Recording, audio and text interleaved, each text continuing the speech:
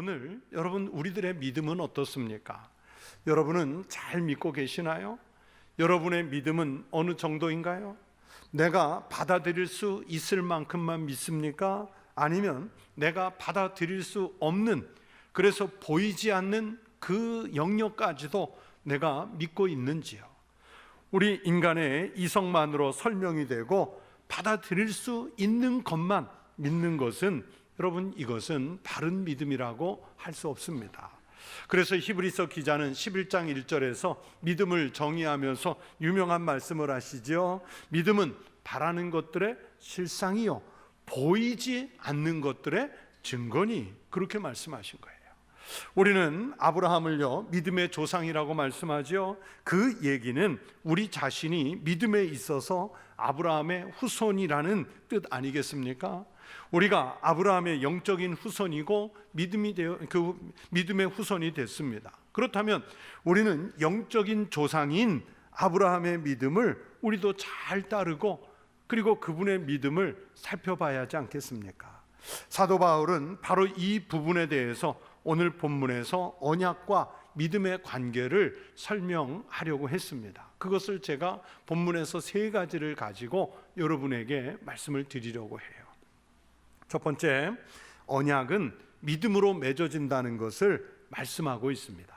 여러분, 언약은 믿음으로 맺어져요. 오늘 본문 13절 말씀을 보십시오. 아브라함이나 그 후손에게 세상의 상속자가 되리라고 하신 언약은 율법으로 말미암은 것이 아니요 뭐로 된다고요? 오직 믿음의 의로 말미암은 것이니라. 사실 여러분, 이 성경에서 말씀하는 언약이라고 하는 것은요 구두로 이루어진 약속이었어요. 성경이 있기 전에 하나님과 인간이 약속을 할 때, 또는 아브라함이 하나님으로부터 고향과 친척과 아버지의 집을 떠나 내가 너에게 지시할 땅으로 가라 하는 이런 소명을 받았을 때, 여러분, 그때 하나님과 아브라함 사이에 무슨 계약서 같은 것이 있었나요? 하나님과 노아가 서로 계약서 펴놓고 사인을 했다든지, 하나님과 아브라함이 서로 사인을 하면서 자기들의 계약을 보증했습니까? 아닙니다. 없었습니다. 이 언약은 그냥 하나님과의 맺은 신실한 약속입니다.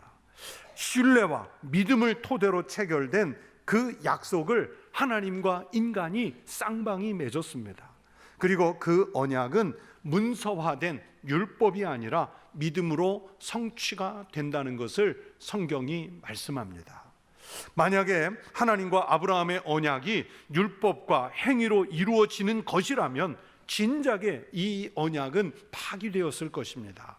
실제로 그럴 뻔한 위기가 있었습니다.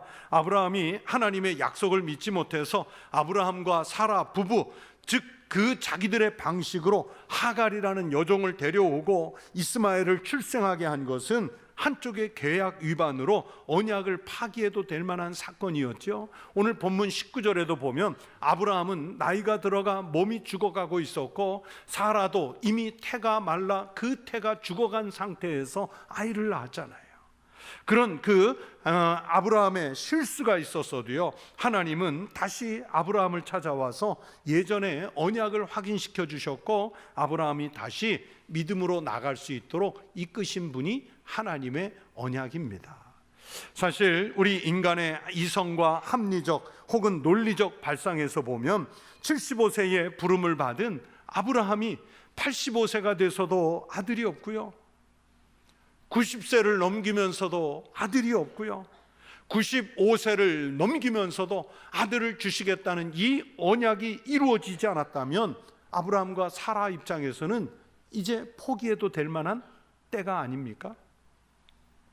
아니, 과학적으로, 경험으로 우리 아무리 생각해도 아브라함과 사라의 나이는 자녀를 잉태하고 출산할 수 없어요. 그걸 오늘 본문 19절에서 말씀했습니다. 그런데 이삭을 낳았습니다. 무엇 때문입니까? 무슨 조화가 일어났습니까? 바로 언약에 대한 믿음 때문이었습니다. 하나님이 아브라함에게 약속을 주신 것은 모세가 시내 산에서 율법을 받기 전이었어요. 따라서 하나님과 아브라함의 언약은 율법이 아닌 믿음 위에서만 이루어졌다는 것을 오늘 사도 바울께서 오늘 본문 말에서 말씀하시고 있습니다.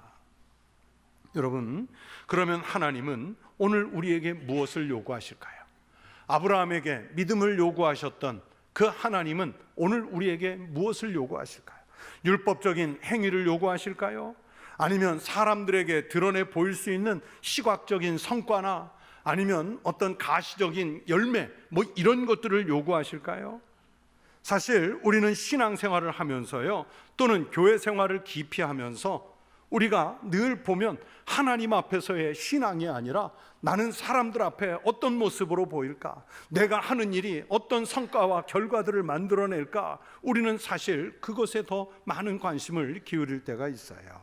바로 바리새인, 예수님이 책망하시는 바리새인의 모습이 그런 모습 아니었겠습니까? 제가 헌금 이야기를 좀 하겠습니다. 우리 교회는 헌금을 주머니를 돌리지 않아요. 저는 목회하면서 우리 교회가 담임 목사 3번째 하는 교회인데, 목회하면서 헌금 주머니, 그때는 옛날 20년 전 30년 전에는 다 헌금 주머니 돌렸잖아요. 근데 제가 담임으로 간 교회들은 다 없어요. 그런데 먼저교회, 이 먼저교회 얘기를 하기가 정말 조심스러운 게, 거기서 제 설교를 듣는 분들이 꽤 있으세요. 그래서 부임하던 해에 이제 가을쯤 돼서 새해가 되면 내년에는 헌금 주머니를 돌리지 말고 헌금함을 입구에 만들어 두어서 자유롭게 거기에 헌금하게 하도록 하십시다 하고 정책당회 때 장로님들께 말씀을 드렸더니 안 된다는 거예요. 그러면 헌금이 많이 줄어든대요. 그래도 주머니를 돌려야 성도들이 의무적으로 헌금을 한대요. 아닙니다. 그 헌금이 그렇게 되면 강요가 될 수 있고, 믿음이 약한 분 시험에 들 수도 있으니까 들어올 때 우리 성도들의 믿음을 믿고 자유롭게 할 수 있도록, 당당하게 할 수 있도록 해드리십시다. 경론을 벌인 끝에 새로운 목사님이 하재니까 할 수 없이 하기로 했어요. 그랬는데 어떻게 됐을까요? 정확히 1년 후에 헌금이 1억이 늘었습니다. 그러니까 성도들의 믿음을 믿어야 되는 거예요. 주보에 우리 교회 참 오면서, 근데 우리는 와서 헌금 주머니 없앱시다, 그걸 안 해도 됐으니까 얼마나 좋아요. 이미 그렇게 돼 있더라고요. 또 주보에 헌금자 명단을 실는 경우가 많아요. 그런데 그것도 조금 그래요. 이 사람에게 보이려. 어떤 교회는요, 설교하러 가서 이렇게 있으면 광고 시간에 담임 목사님이 그 헌금자를 일일이 부르고 있어요. 그냥 감사헌금, 아무개 집사, 아무개 권사, 아무개 장로, 아무개 성도, 아무개 청년, 이렇게 들고서 일일이 불러요. 그래서 제가 후배일 경우에는 그걸 왜 굳이 불러드립니까? 주보에도 냈을 텐데. 안 부르면 서운하대요. 누구 보이는 거예요? 하나님 앞에 했으면 거기서 끝난 거잖아요. 하나님과 나와의 관계잖아요. 그런데 우리는 이것도 우리 교회 부임하니까 이미 원로 목사님 때 다 그렇게 해놓으셨더라고요. 주보에. 얼마나 감사해요. 제가 신경 쓰지 않아도 되니까. 강요한다고 해서 그게 될 일이고, 사람에게 보이는 그 자랑이 하나님께 무슨 영광이 되겠습니까? 제가 찬양대가 2층에서 찬양할 때마다 늘 감사한 마음이 있어요. 찬양대 진심으로 감사한 마음이 있어요. 뭘 감사하는지, 이것도 먼저교회에서 이제 그 예배당이 좀 낡아서 리모델링을 하게 됐어요. 한 20억을 들여서 그 예배당 사이즈가 딱 우리 본당과 같은 크기인데, 20억을 들였으니까 뼈대만 남기고 다 고치는 거잖아요. 다 고치는데, 그때 설계자와 상의를 해가지고 찬양대석을 제가 유럽에서 보고 다닌, 또는 미국에서 본 교회들처럼 장로교니까 2층으로 올렸어요. 설계가 나왔어요. 그리고 성가대 지휘자와 대원들을 모아놓고 찬양대를 2층으로 올리는 내용을 설명했는데, 그 당시에 지휘자들은 꽤 유명한 성악가들이셨거든요. 그런데 이분들은 목사님 뜻이 그러시니까 하시면 좋은데, 그런데 2층에서 부르는 거는 훨씬 더 귀가 예민해지기 때문에 연습을 훨씬 더 많이 해야 된대요. 그러냐고. 나는 예배적인 면에서 얘기를 한 거지 기술적인 면은 잘 모르겠다. 그랬더니 그러나 목사님 그렇게 하시면 저희가 더 열심히 하겠습니다. 지휘자분들은 그랬는데 대원들이 정말 격렬히 반대를 하는 거예요. 안 된다는 거예요. 안 된다는 거예요. 그래서 안 되는 이유가 뭡니까? 그랬더니 사람들이 그러면 내가 찬양대 봉사하는 걸 모르지 않느냐는 거예요. 그런데 제 가슴을 후벼 판 한마디가 있었는데 그게 뭐냐면 항존직 선거에 찬양대원이 불리하대요. 그래서 결국은 설계를 변경해서 아래층 여기로 내려왔어요. 제가 찬양대도 그러니까 하나님을 영화롭게 하는 찬양이 아니라 사람들에게 또는 선거를 의식해서 찬양대를 봉사하는구나. 그때 알았어요. 그런데 우리 교회 설계할 때 설계자에게 찬양대 위층으로 올릴 거라고 말씀드렸는데 우리 찬양대가 아무도 이의 제기를 안 해서 얼마나 감사한지요. 우리 찬양대 감사합니다. 그런데 실제로 유럽이나 이런 데 개혁교회 가보시면 1층 예배당이 아닌 한은 2층이 있으면 거의 2층에 있어요. 하나님과의 관계예요. 우리는요, 사실 많은 경우에 직분이나 책임을 맡으면 사람에게 보이기 위해 사는 경우가 정말 많습니다. 그러나 여러분, 우리 인간이 종교적인 행위를 화려하게 하고 사람들의 시선을 의식해서 의도적으로 내가 이런 일을 하고 있어 선한 행위를 한다고 해서 온전히 그게 하나님을 믿는 것도 아니고 주님 앞에 그게 나가는 길도 아니지요.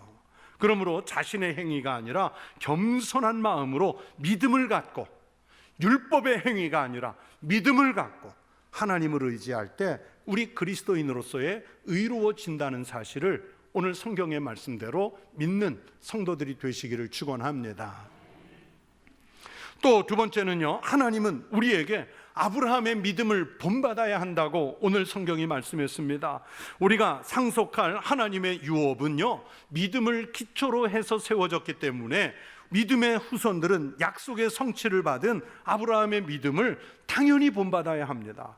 아브라함의 믿음은요, 죽은 자를 살리는 부활의 믿음이었답니다. 17절을 보세요. 그가 믿은 바 하나님은 죽은 자를 살리시며 없는 것을 있는 것으로 부르시는 이시리라. 아브라함이 믿은 믿음이 바로 이 부활의 믿음이었습니다. 아브라함에게 이런 부활의 믿음이 있었기 때문에 어렵게 얻은 아들 이삭까지도 하나님께 제물로 바칠 수 있었어요. 그래서 아브라함의 이런 믿음을 오늘 성경은 바랄 수 없는 중에 바라는 믿음이었다고 18절에서 말씀하고 있습니다. 아브라함이 바랄 수 없는 중에 바라고 믿었으니 이는 내 후손이 이 같으리라 하신 말씀대로 많은 민족의 조상이 되게 하려 하심이라. 이런 믿음이 있었기 때문에 100세까지 자식을 기다릴 수 있었습니다. 바랄 수 없는 것을 바라는 믿음이었습니다. 100세에 얻은 아들을 제물로 바칠 수 있었던 것도 바랄 수 없는 것을 바라는 믿음이 있었기 때문에 선뜻 할 수 있었습니다. 아브라함의 이런 행태는요, 사실 일반인이 볼 때, 하나님을 모르는 사람들이 볼 때는요, 이건 미련한 짓을 넘어서 미친 짓 아닙니까? 여러분, 부모가 자식을 제단 위에 올린다는 것은, 여러분, 이것은 비윤리적일 수도 있고요, 절대 부모로서 해서는 안 되는 일이에요. 그런데 아브라함은 바랄 수 없는 중에 바라는 믿음이 분명했기 때문에 그렇게 할 수 있었습니다. 여러분, 그렇다면 우리가 아브라함에게서 무엇을 배워야 합니까? 어떻게 하면 100세 이상을 살 수 있는 장수의 비결을 배울까요? 아니면 100세에도 아들을 낳을 수 있는 그 능력을 배울까요? 부자가 되는 방법을 배울까요? 아니면 75세에 이민 가서도 다른 나라에서 잘 적응하고 정착해서 살 수 있는 그 방법들을 배울까요? 아닙니다. 우리가 믿음의 조상 아브라함에게 배울 수 있는 믿음은 바로 바랄 수 없는 중에 바라는 그 믿음인 줄로 믿습니다.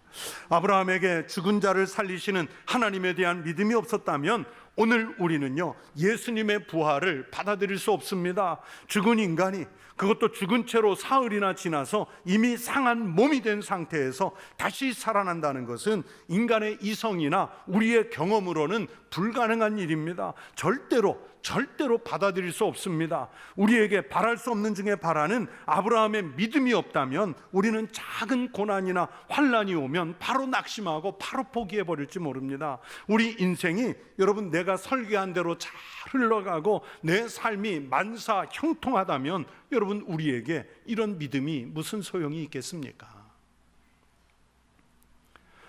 별세하신 이어령 교수님, 원래 철저한 무신론자, 그러면서 불신자였지요. 그런데 이분이 세례받고 예수 믿도록 이끌어 주신 분은 그분의 딸 이미나 목사님입니다. 아버지 이어령 교수님보다 훨씬 일찍 별세를 했는데, 이분이 그 따님이 살아있을 때는요, 소위 잘 나가는 젊은 시절 미국 검사였고 또 변호사였습니다. 그러나 온갖 고난을 겪으면서 믿음을 영접했고 목사가 됐어요. 이분의 책 하늘의 신부라는 책을 읽은 적이 있는데 제가 메모를 하나 해놓은 게 있어요. 이런 내용이 나옵니다. 믿음의 반대가 무엇인 줄 아는가? 믿음의 반대는 두려움이다. 두려움을 인정하기 시작하는 순간 믿음은 그 권세를 잃어버린다. 맞습니다. 여러분, 우리가 두려우면 하나님 못 믿습니다. 하나님의 말씀을 실행에 옮기지 못합니다. 75세에 부름을 받은 아브라함이 만약에 두려웠다면 여러분 어떻게 고향과 친척 아버지의 집을 떠날 수 있었겠어요? 여러분 100세에 아들을 준다는 것을 두려움이 있으면 어떻게 받아들일까요? 정말 자기 생명보다 소중한 아들을 제단에 올리라고 했을 때 만약에 아브라함에게 두려움이 있었다면 그 믿음을 어떻게 실행에 옮길 수 있었을까요? 그런데 아브라함은 자손을 하늘의 별처럼 많이 주시겠다는 말씀도 믿었고 또 이삭을 제단에 올려서 제물로 바치라는 말씀까지 그대로 믿었습니다. 여러분, 제가 자주 말씀드리지만 우리의 믿음은 이성적이거나 논리적이거나 합리적이지만은 않습니다. 논리적으로 믿으려고 하면 믿음을 가질 수 없어요. 물론 논리를 갖춘 신앙인이 되려고, 그래서 기독교를 변증하려는 노력이 필요하지만, 그러나 논리로 다 설명할 수 없는 것이 우리가 믿는 신앙 아니겠습니까? 이것을 거꾸로 생각하면 논리적인 사람은요, 두려움에서 벗어나지 못합니다. 사회생활에서 또는 공부할 때 당연히 논리가 필요합니다. 하지만 때로는 논리를 뛰어넘는, 그래서 바랄 수 없는 영역까지도 바라는 아브라함의 믿음 같은 그 믿음이 우리에게 필요한 줄로 믿습니다. 그렇게 큰 믿음을 소유한 거룩한 성도들이 되시기를 축원합니다. 그 아브라함의 믿음을 본받으십시오. 세 번째는, 그래서 우리가 믿음을 갖고 있다는 그 자체, 이미 예수 그리스도를 믿는 그 믿음을 가지고 있다는 그 자체, 이 모든 것이 은혜입니다.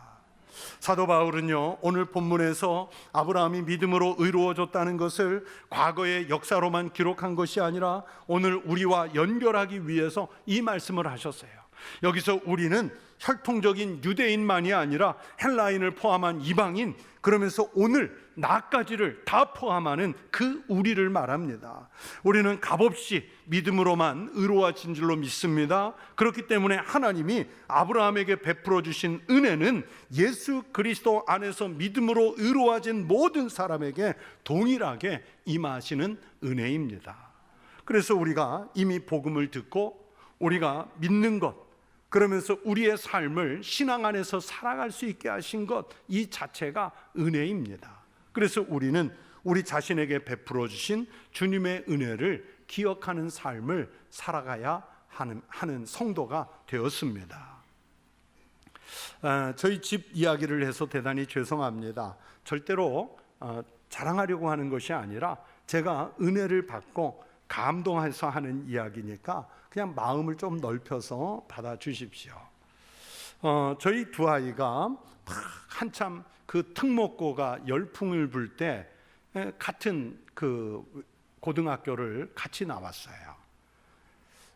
아이들이 중학교 다닐 때 뭐 그때는 뭐 외고나 자사 또는 과학고 가는 게 이제 열풍이어서 거기에 입학도 어렵고 경쟁률이 되게 높았죠. 그런데 큰 아이가 저희들 생각하고 다르게 외고에 스페인어과를 가겠대요. 그래서 시험을 보도록 허락을 했는데 다행히 감사하게 붙었어요. 그랬더니 2년 후 2살 어린 제 아들이 자기도 누나가 간 학교에 또 누나가 간 과를 같이 가겠다는 거예요. 정말 걱정을 했어요. 이 합격을 하기도 어렵겠지만은 합격을 해도 중학교 자기네 학교에서 각 1, 2등 하던 애들만 와가지고 공부하는데 상위권은 고사하고 중간이나 가겠나. 거기서 꼴찌 않을 텐데 그렇게 되면 내신은 어떻게 되고 대학교는 어떻게 지나가려고 걱정해서 반대를 좀 했는데 허락을 결국 했어요. 그 뱀머리가 되는 것보다는 용꼬리가 낫지 않겠냐 해서 허락을 했어요. 근데 붙었어요. 그래서 두 아이가 같은 학교 같은 과를 다니는 걸 보니까 정말 신기했어요. 뭐 어려서부터 사교육을 시킨 것도 거의 없고 엄마가 붙잡고서 아이들 과목별로 이렇게 다 지도를 했는데 이게 가르치는 엄마도 어렵지만 배우는 애들도 쉽지 않아요.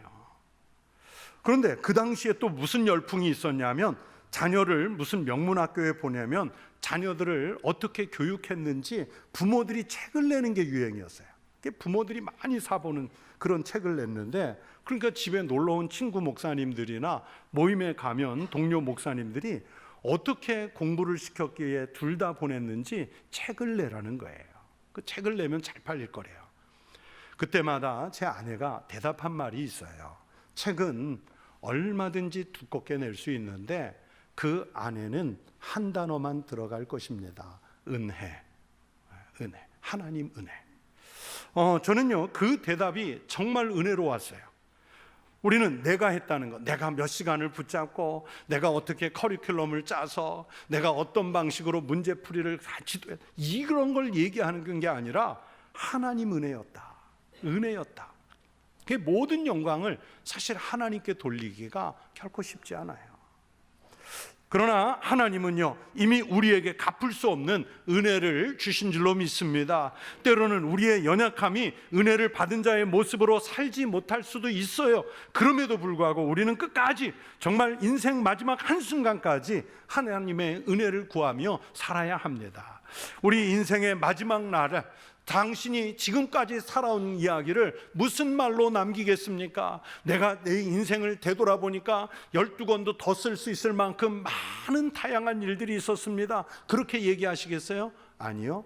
하나님 은혜로 살았습니다. 이 말씀 한마디면 되잖아요. 아브라함이 바랄 수 없는 중에 바라고 믿은 것을 여러분 그 믿음이 바로 우리의 믿음이어야 할 줄로 믿습니다. 그 은혜를 고백하는 성도들이 되시기를 축원합니다. 성도 여러분, 살면서 어려움은 누구나 겪습니다.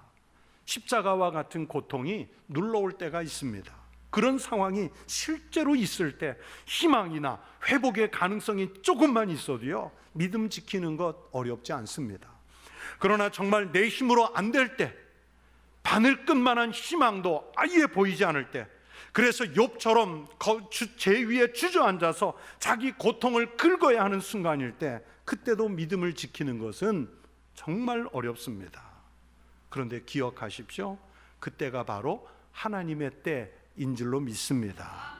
믿음이라는 것은 보이지 않는 것을 믿는 것이고 아브라함처럼 바랄 수 없는 중에서도 바라고 믿는 것이 믿음인 줄로 믿습니다. 그 믿음만이 우리에게 진짜 소망을 주고 희망이 됩니다.